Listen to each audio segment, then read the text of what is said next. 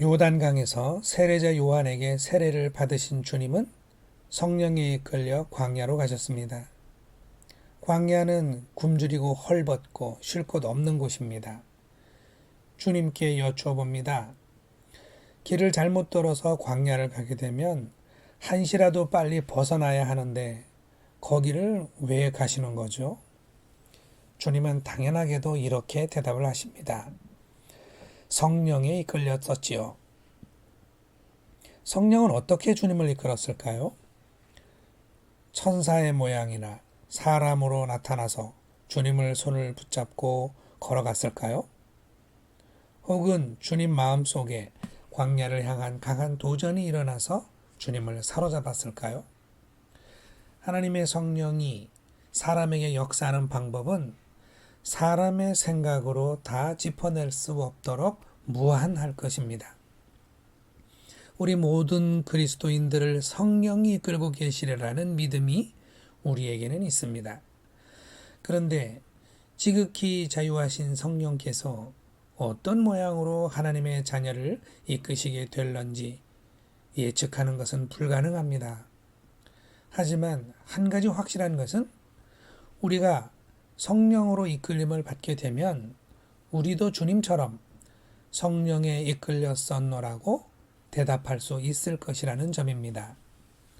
아마도 우리의 문제는 성령의 이끄심을 알아차리지 못하는 것이 아니라 알고도 순종하지 못하는 것이 아닐까 싶습니다. 왜냐하면 성령께서는 너무나 분명한 음성으로 이끄시는 것이 보통이기 때문입니다. 사랑이 풍성하고 의로우며 위로가 있으며 열정 또한 넘치는 성령의 메시지는 자세히 보아야 볼 수 있는 형태가 아니라 무척 당연하고 쉽습니다. 어린아이에게 물어보아도 알 수 있을 만큼 성령의 이끄심은 확실하고 선명합니다. 그런데 어린아이는 그 이끄심을 좌구우면하지 않고 따라가지만 어른들은 알고도 따라가지 않습니다. 어른들은 말합니다. 어떻게 정의롭게만 살겠습니까? 어떻게 바른 길만 걸을 수 있겠습니까? 어떻게 남들에게 다 퍼주면서 살 수 있겠습니까? 이런 항변들이 당연하게 여겨집니다.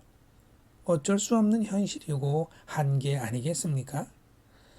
하지만 분명한 성령의 음성 앞에 복잡한 현실적 한계를 느끼면 그때 우리가 구해야 할 것은 지혜이지 성령을 외면하거나 무시하는 것으로 끝나면 뭔가 잘못된 것 아니겠습니까? 주님은 성령의 이끄심이 광야를 향해 있건만 따라가셨습니다. 그 줄이고 헐벗을 수밖에 없는 고통의 땅을 향해 걸어가셨습니다. 이 길은 어쩌면 훗날 주님이 십자가를 지고 가실 그 고난의 길과도 많이도 닮아 있군요. 광야를 향한 이 방향성이 거룩하신 성령의 이끄심이라는 분명한 확신이 없다면 육체의 현실을 살고 계신 주님이 어떻게 따라 나서겠습니까?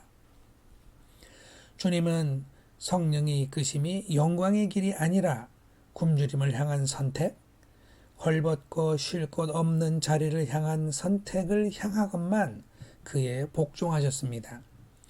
그러므로 장차 사탄이 다가와 각종 부요함과 영광을 가지고 주님을 유혹하고자 하여도 이미 시작부터 승산이 없는 도전일 수밖에 없을 것입니다.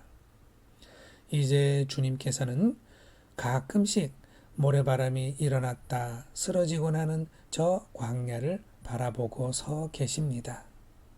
어느덧 우리도 주님과 함께 그 광야를 바라보고 있네요. 사랑하는 가정사랑교회 지체 여러분, 샬롬.